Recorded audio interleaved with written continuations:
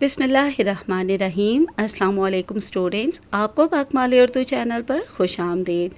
Students, ہم 11ویں جماعت کی اردو کی نئی ماڈل درسی کتاب کی پڑھائی کر رہے ہیں اور آج ہم دیکھیں گے غزل نمبر 2 جو کہ فراق گورکھپوری نے لکھی ہے۔ سر میں سودا بھی نہیں، دل میں تمنا بھی نہیں۔ اس غزل کے مکمل نوٹس دیکھیں گے انشاءاللہ۔ ہر شعر کے جو ہے وہ الفاظ معنی، ان کا مفہوم، تشریح مماثل اشعار کے ساتھ، اور اس کے بعد آخر میں ان کے سوال جواب یعنی کہ تفہیم اشعار، اور سب سے آخر میں آپ کو مکمل مشق کا حل بھی مل جائے گا، یعنی کہ آپ کو غزل سے متعلق جس طرح کا بھی سوال آئے اس کا جواب آپ کو ان نوٹس میں ضرور مل جائے گا، ٹھیک ہے۔ لیکن پھر بھی اگر آپ کو کسی قسم کی کوئی کنفیوژن رہ جائے، کوئی مزید بات پوچھنی ہو، کچھ سمجھ نہ آئے، تو وہ پھر آپ مجھے کامنٹ سیکشن میں ضرور بتا دیجیے گا۔ تو چلیں آئیں نوٹس دیکھتے ہیں۔ تو اسٹوڈینٹس، نوٹس دیکھنے سے پہلے ایک بار درسی کتاب میں سے آپ کو غزل دکھا دیتی ہوں میں، اور پھر اس کی مشق بھی، کیونکہ فیڈرل بورڈ، پنجاب بورڈ، کے پی کے بورڈ یعنی کسی بھی بورڈ میں اگر اس غزل سے متعلق کوئی سوال آ جائے تو بعض اوقات مشق میں فرق ہوتا ہے، اس لیے آپ اپنی بک کو بھی دیکھ لیں۔ جن کے پاس یہ مشق ہوگی، یہ سوالات ہوں گے، تو ان کو سارے نوٹس مل جائیں گے۔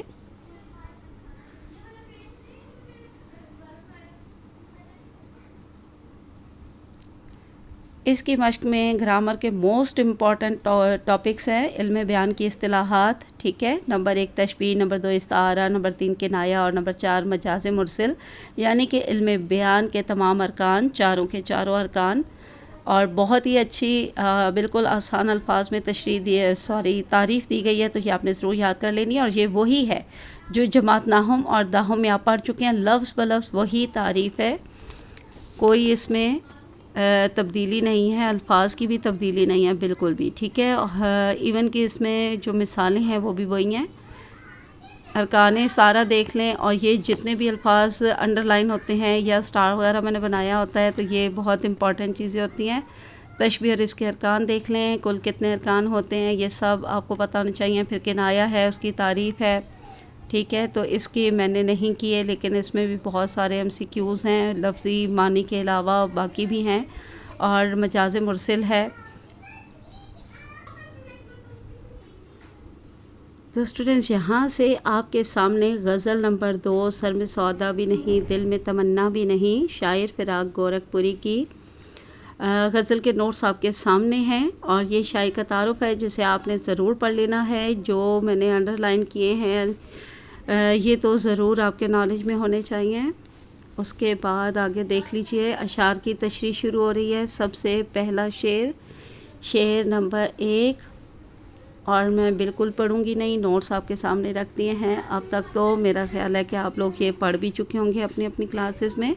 بہرحال یہ نوٹس آپ کو اس لیے دیے جا رہے ہیں تاکہ جب آپ غزلیں اپنی جگہ پر تیار کر رہے ہوں اپنے پیپرز کی تیاری کے لیے، تو آپ کے پاس نوٹس موجود ہوں گے۔ انشاءاللہ آپ ایک بار بھی ان کو سنیں گے یا دیکھیں گے یا پڑھیں گے تو بہت اچھی تیاری ہو جائے گی، ٹھیک ہے۔ تو یہ پہلا شعر آپ دیکھ لیں، پھر اس کے یہ معنی وغیرہ بھی موجود ہیں، پھر یہ مفہوم ہے۔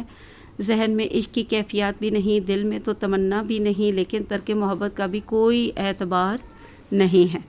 تو یعنی کہ مطلب کیا ہوا کہ محبوب سے محبت چھوڑ دینے کے بعد، ٹھیک ہے، ترک کر دینے کے یا چھوڑ دینے کے بعد دل میں نہ تو اب کوئی شوق ہے، نہ ہی کسی قسم کی کوئی خواہش ہے، مگر ترک محبت کا کوئی اعتبار بھی نہیں ہے۔ یہ جو میں نے محبت چھوڑنے کا کہا ہے نا، اس کا کوئی اعتبار نہیں ہے۔ تو اس بات کا مطلب یہ ہے کہ محبوب کی محبت سے دستبردار ہو جانا، محبوب کو چھوڑنا یا محبوب کی محبت کو چھوڑنا بالکل بھی ممکن نہیں ہے، ٹھیک ہے۔ تو آگے یہ تشریح ہے، اور مماثل اشعار کے ساتھ ہے، بہت اچھی تشریح۔ یہ بقیہ تشریح، اور اس کے بعد آخر میں فنی محاسن بھی ہیں آپ کے سامنے جو آپ نے لازمی یاد کرنے ہیں، اور شعر کی تشریح میں ان کو ضرور لکھنا ہے۔ اس کے بعد آگے سوال جواب آ گئے ہیں، سوال نمبر 1، 2، 3، تو یہ تفہیم اشعار ہے۔ اس کے بعد آگے آپ کا شعر نمبر 2 آ چکا ہے، اس کو پڑھ لیجئے اچھے سے اور اس کا مفہوم بھی دیکھ لیں۔ ایک مدت سے ہمیں تیری یاد بھی نہیں آئی، لیکن ہم نے تجھے بھلا دیا ہو ایسا بھی نہیں۔ تو مطلب یہ ہوا کہ شاعر اس شعر میں یہ کہنا چاہ رہے ہیں کہ ہجر میں یعنی کہ جدائی میں محبت کی کیفیت بیان کرتے ہوئے شاعر یہ کہہ رہے ہیں کہ اے میرے محبوب، ایک مدت سے مجھے تیری یاد نہیں آئی ہے، لیکن اس بات کا یہ مطلب نہیں ہے، ایسا نہیں ہے کہ میں تجھے بھول گیا ہوں، بلکہ ہماری محبت تو ہمیشہ کے لیے قائم و دائم رہے گی۔ بقیہ تشریح فنی محاسن۔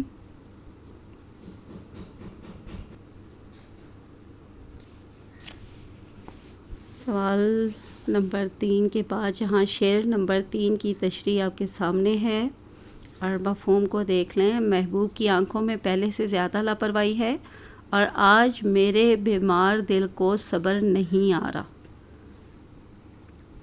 یعنی کہ کیا کہنا چاہ رہے ہیں اس میں یہ شاعر یہ کہہ رہے ہیں کہ محبوب کی مسلسل لاپرواہی دیکھ کے نا آج تو مجھے لگتا ہے کہ یہ لاپرواہی، یہ بے رخی پہلے سے بھی کہیں زیادہ بڑھ گئی ہے، اور جو عاشق صادق ہوتا ہے نا، یعنی کہ میں جو ایک سچا عاشق ہوں، میں بھی اب زیادہ بےتاب نہیں رہا ہوں۔ یعنی محبوب کی آنکھوں میں حد سے زیادہ جب بے رخی دیکھنے کو ملے، بے رغبتی دیکھنے کو ملے، لاپرواہی دیکھنے کو ملے، تو اس کا مطلب ہے کہ پھر آہستہ آہستہ جو عاشق ہوتا ہے، بے شک وہ سچا عاشق ہے، لیکن اس کے اندر بھی عشق کا جذبہ جو ہے وہ کم ہونا شروع ہو جاتا ہے۔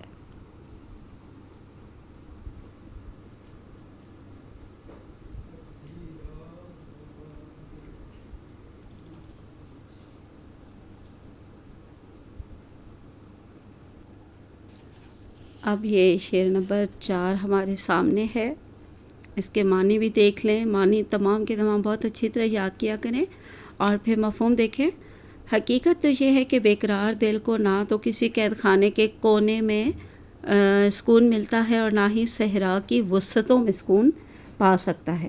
یعنی کہ شاید یہ کہنا چاہ رہا ہے کہ یہ جو دل ہے نا، بے چین دل، اس کا مقام نہ تو کسی قید خانے کے تنہائی کے گوشے میں ہے، کونے میں ہے، اور نہ ہی وسعت صحرا میں ہے۔ یعنی صحرا کی وسعتوں میں کہیں آوارہ پھرنے نکل جائیں تو وہاں پر بھی کسی قسم کا کوئی سکون اسے نہیں ملنے والا، اس بے چین دل کو۔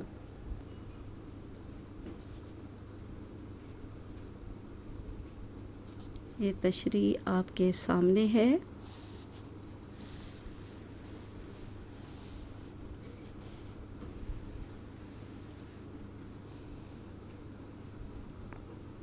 فنی محاسن ہیں پھر، اور اس کے بعد سوال جواب ہیں۔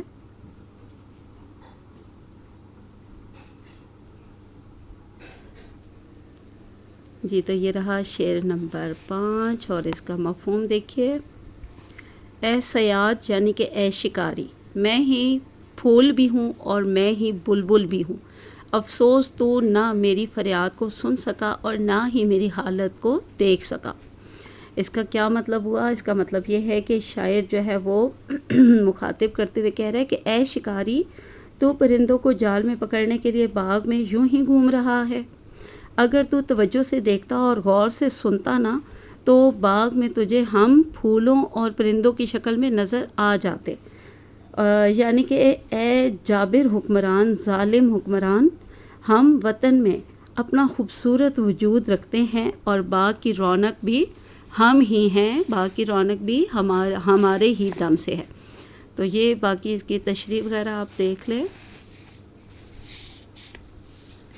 اب یہ فنی محاسن ہیں، سوال جواب ہیں، پھر آگے شعر نمبر 6 ہے۔ جی تو شعر نمبر 6 کا مفہوم دیکھیے۔ عشق میں مبتلا لوگ ویسے تو جھگڑا نہیں کرتے، مگر ایسے لوگوں کا کوئی اعتبار بھی نہیں۔ تو اس کا کیا مطلب ہوا؟ شاعر کہہ رہا ہے کہ جو عشق میں دیوانے ہو جاتے ہیں نا، پاگل ہو جاتے ہیں نا، وہ عام طور پر کوئی ہنگامہ، کوئی جھگڑا کرتے تو نہیں ہیں، مگر ان کا کوئی بھروسہ بھی نہیں ہے، کوئی اعتبار بھی نہیں ہے، کہ کب وہ اپنے پاگل پن میں، اپنی دیوانگی میں کچھ بھی کر بیٹھیں. یعنی عشق میں دیوانے جو لوگ ہو جاتے ہیں نا، جو لوگ دیوانے اور پاگل ہو جاتے ہیں نا، وہ کوئی بھی قدم اٹھا سکتے ہیں، کسی بھی وقت وہ کچھ بھی کر سکتے ہیں. تو اب آگے تشریح وغیرہ دیکھ لیں.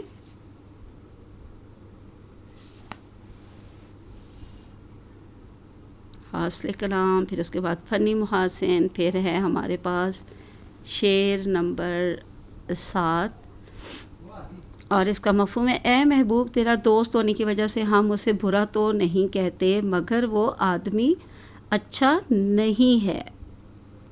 یہ تو بات بالکل کلیئر سمجھ آ گئی ہے.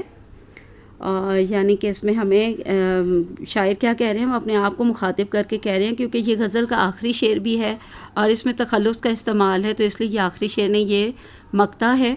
تو شاعر مقطع میں کیا کہہ رہے ہیں اپنے آپ کو مخاطب کر کے؟ وہ کہہ رہے ہیں کہ فراق، ہم اسے اپنے منہ سے برا تو نہیں کہتے کیونکہ وہ تمہارا دوست ہے، لیکن اصل بات یہ ہے کہ وہ اچھا آدمی نہیں ہے.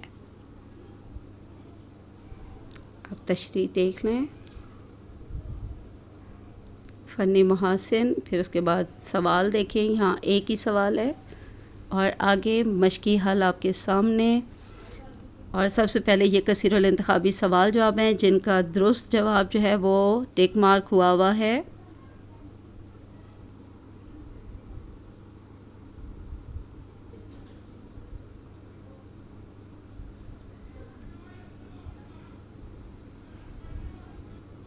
یہ آگے استعارہ اور ارکان استعارہ. آپ لوگ درسی کتاب میں سے تعریف اچھی طرح یاد کیا کریں، اس کے بعد پھر کہیں سے اگر کوئی نوٹس ہوں تو انہیں بھی ضرور پڑھ لیا کریں. لیکن زیادہ تر جو آپ کے کثیر الانتخابی سوال جواب آتے ہیں نا، وہ آپ کی درسی کتاب کی جو مشقی گرامر ہے اس کی تعریف آپ کو یاد کرنی چاہیے، اس تعریف میں سے ہی بن کر آتے ہیں.